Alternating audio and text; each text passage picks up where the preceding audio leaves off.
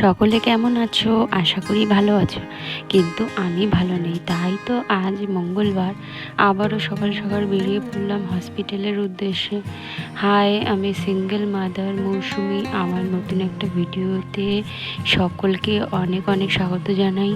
আজকে আমি হসপিটাল যাচ্ছি, আমার কিছু টেস্ট করার আছে। তোমরা হয়তো দেখেছো আমার প্রত্যেকটা লং ভিডিওতে আমার মাকেই বেশিরভাগ দেখাতে পারি, কারণ বেশিরভাগ কি সবসময়, কারণ আমার হাজবেন্ড চলে যাবার পর থেকে আমি বাড়ি থেকে বেরোলেই মায়ের সাথেই বেরোই, কারণ একা একা যেহেতু আমি কোথাও যেতে পারি না, তাই আমার এখন পথ চলার সঙ্গী একমাত্র আমার মা। ও হ্যাঁ, হসপিটালে টেস্ট করাতে কেন যাচ্ছি, কারণটা হলো ওষুধ খেয়ে যতটা আমার ইমপ্রুভমেন্ট হওয়ার কথা ততটা ঠিক হয়ে ওঠেনি। তাই টেস্ট করিয়ে আমার কিছু মেডিসিন চেঞ্জ করা হবে। তাই আর জানো তো, বিগত 2 বছর ধরে আমি এই বিছনায় না নিজের কোনো কাজ করতে পারি, না মেয়ের কোনো কাজ করতে পারি। যেহেতু আমার মেয়ে আছে, কোনো কিছুই কাজ করতে পারি না, শুধু সারাক্ষণ শুয়ে থাকা আর খাওয়া। তো তাই কথা শেয়ার করার মতো কেউই নেই, বা কেই বা আমার কথা শুনবে, তাই না? আর মা ও বাবাও সবসময় কাজে ব্যস্ত থাকে, মেয়ে সারাক্ষণ ওই পড়াশোনা, ছোট বাচ্চা তো খেলা। তো এই জন্য আমি আমার কষ্টের কথা কাউকেই বলতে পারি না। তাই আজকাল পাশে পাওয়ার মানুষ পাওয়া বড্ড দায়, কারণ খুব কমই লোকে আছে যারা মানুষের ভালো চায়। তাই ঘরে শুয়ে যে একটু সময় পাই, সেই সময়টুকু আমি একটু ফোন দিয়ে সোশ্যাল মিডিয়ায় একটু মনটা হালকা করার চেষ্টা করি এবং ভিডিও করি, আর এই ভিডিওর মাধ্যমে নিজের কথা শেয়ার করি। এতে করে জানো তো, আমার মনটা একটু হালকা হয়। আর এই বছরটা আমার পক্ষে মোটেও সহজ ছিল না। শুরুতেই আমি আমার স্বামীকে হারাই, তারপর আমার শারীরিক কন্ডিশন এতটাই বেশি খারাপ হয়ে পড়ে, যার কারণে আমি সেই মুহূর্তে মানসিক এবং শারীরিক দিক থেকে পুরোপুরি ভেঙে পড়েছিলাম। তারপর আমার মেয়ের দায়িত্ব সবটা নিয়ে আমি একেবারে ভেঙে পড়েছিলাম, যেটা মানে সহ্য করার মতো না। তারপরও সেইখান থেকে ওভারকাম করে নিজেকে কতটা কিভাবে উপরে নিয়ে এসেছি, এইভাবে আমি আজকে দাঁড়িয়েছি, মানে সেটা আমিই জানি। দেখা যাক আজকে টেস্টের রিপোর্টে কেমন আসে। আর রিপোর্ট সংক্রান্ত ভিডিও আমি অবশ্যই দেব, এবং রিপোর্টে কি হলো সেই সব বিষয় আমি অবশ্যই তোমাদেরকে জানাবো। কারণ আমার জীবনে আমার যা ঘটেছে বা যা কিছু, সেই সব জানানোর মতো বিষয় কাউকেই নেই। কারণ কেই বা কার কথা শুনবে বলুন? এই প্ল্যাটফর্ম যেটা সবাই সবার কথা শুনে এবং সবাই সবাইকে সাপোর্ট করে, পাশে থাকে। প্লিজ আমাকে সাপোর্ট করো, সেটুকুই আমি আশা করব। তার থেকে আমি আর কী বা বলবো, তাই না? আর এটাই হলো একটা প্ল্যাটফর্ম যেটা সবসময় আমি নির্দ্বিধায় একদম নিজের মনের কথা আমি সবটা খুলে বলতে পারি। আর কি বলো তো, সবটাই শেয়ার করছি, তো তাই এটাও আমার শেয়ার করতে কোনো কষ্ট নেই যে আমার ইনকাম হচ্ছে জিরো।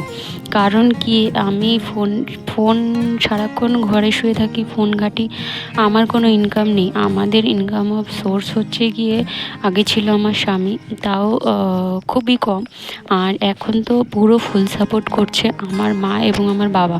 তো এই মা আর বাবা ছাড়া হয়তো আমার এখন পৃথিবী অন্ধকার। যেহেতু আমার মেয়ে আর আমার একমাত্র ভরসা হচ্ছে এই যে আমার মা আর আমার বাবা। তো এদের জন্যই আমি এখনও পর্যন্ত বেঁচে আছি। এরা হয়তো না থাকলে আমার মানে জীবনটাই দুর্বিষহ হয়ে পড়তো। কারণ বুঝতেই পারছেন, পাশে স্বামী নেই।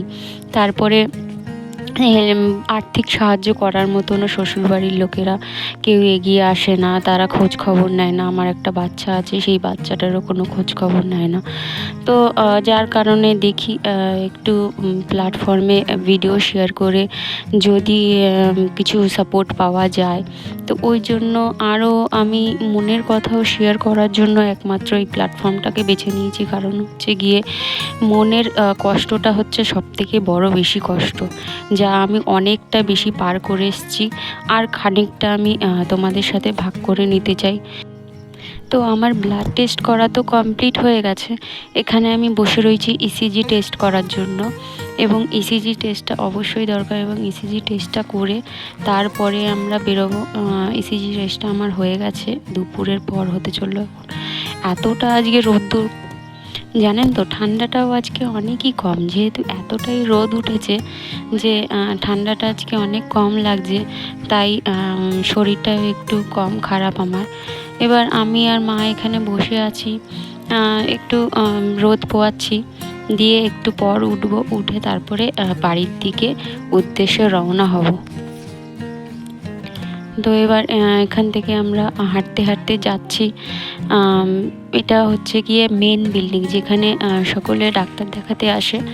তো আমরা সেই মেন বিল্ডিংয়েই গেছিলাম আজকে টেস্ট করাতে। মেন বিল্ডিংয়ের ফার্স্ট ফ্লোরে উপরে টেস্ট করায়। তো ওই কারণে আমরা যেহেতু আমি মেন বিল্ডিংয়ে আসি না, কারণ আমার ডাক্তার দেখানোর অ্যাপয়েন্টমেন্ট থাকে মেন বিল্ডিংয়ের অপোজিট বিল্ডিংয়ে। তো এখানে আমার এতটা আজকে কষ্ট হয়ে গেছিলো যে আমার খুব উইক লাগছিল শরীরটা, ভীষণই মানে এত উইক লাগছিল, জন্য আর কষ্টও হচ্ছিল ভীষণ, কষ্ট হচ্ছিল, হাঁটতে পারছিলাম না। তো কী করা যাবে, আর করতে তো হবেই, হসপিটালে আসতে তো হবেই। আমাদের এত টাকা নেই যে আমরা অ্যাম্বুলেন্সে করে আসবো, অ্যাম্বুলেন্সে করে যাব, তাই অনেক কষ্ট করে হেঁটে হেঁটে আসতে হয়, এবং অনেক কষ্ট করে অটোতে বাসে করে আমাদেরকে বাড়ি আসতে হয়। তো এখানে আমরা হাঁটতে হাঁটতে, আর গেটের থেকে হসপিটালটা এতটাই দূর রাস্তা, মানে খুব কষ্ট হয়ে যায় হাঁটতে।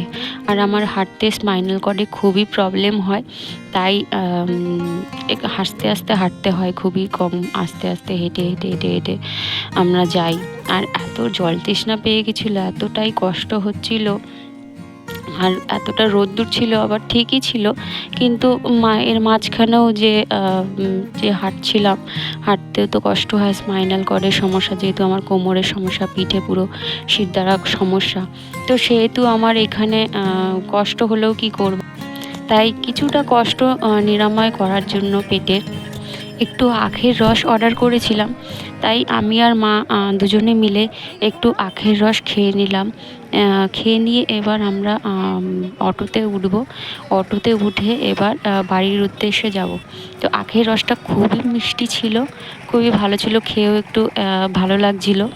তো এবার আমাদের বেরোনো যাক, অনেকটাই দেরি হয়ে গেছে, না হলে তো বাড়ি যেতে অনেক দেরি হয়ে যাবে খুবই। আর আমাদের এখান থেকে বাড়িতে যেতে প্রায় 2.5-3 ঘন্টা তো লাগেই, কারণ ট্রেনের টাইম, তারপরে ওখান থেকে আবার অন্য ট্রেন ধরে, তারপরে সেখান থেকে আবার টোটো বা অটো যাই হোক ওটা ধরে আবার আমাদেরকে বাড়ি পৌঁছাতে হয়। বাড়ির ওখানে একেবারে বাড়ির সামনে তো নামায় না, ওখান থেকে আবার আমাদের 5-7 মিনিট আবার হাঁটতে হয়, এতটাই ভেতরে আমাদের বাড়ি। তো তাড়াতাড়ি যদি না বেরোই, ওই জন্য আরও দেরি হয়ে যাবে, আবার একটু বেশি ঠান্ডা পড়ে গেলে আমার আবার সমস্যা।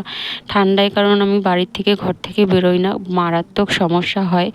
তো তার জন্য আমরা বেরিয়ে পড়লাম এখন বাড়ির উদ্দেশ্যে।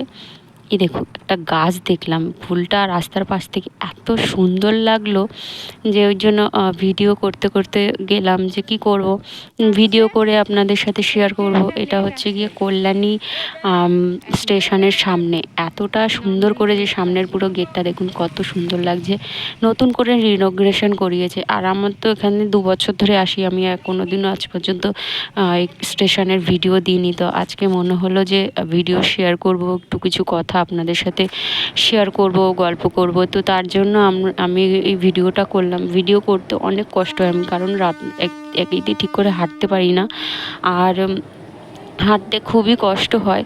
তো তারপরেও আমি অনেক কষ্ট করে একটু ভিডিও বানালাম, যে একটু একটু করে আপনাদের সাথে শেয়ার করব। ওই কারণেই যে এখানে স্টেশনে চলে এলাম আমরা। এটা হচ্ছে গিয়ে নৈহাটি স্টেশন। আজকে না ট্রেনটা অনেক লেট, মানে 3 ঘন্টা লেট আছে। তো এখন কোনো ট্রেন নেই যে আমরা ট্রেন পাল্টে আমরা হুগলিঘাট যাব। তো ওই কারণে কী করলাম, লঞ্চে করে ওপার হয়ে তারপরে বাড়ি যাব। তো আর ভিডিও করলাম না বেশি, এবার বাড়ি যাওয়ার পালা। তো ভিডিওটা কেমন লাগলো অবশ্যই জানাবেন, ভালো লাগলে একটি লাইক করে সাবস্ক্রাইব করে পাশে থাকবেন। দেখা হবে অন্য একটি ভিডিওতে, ততক্ষণ সুস্থ থাকবেন।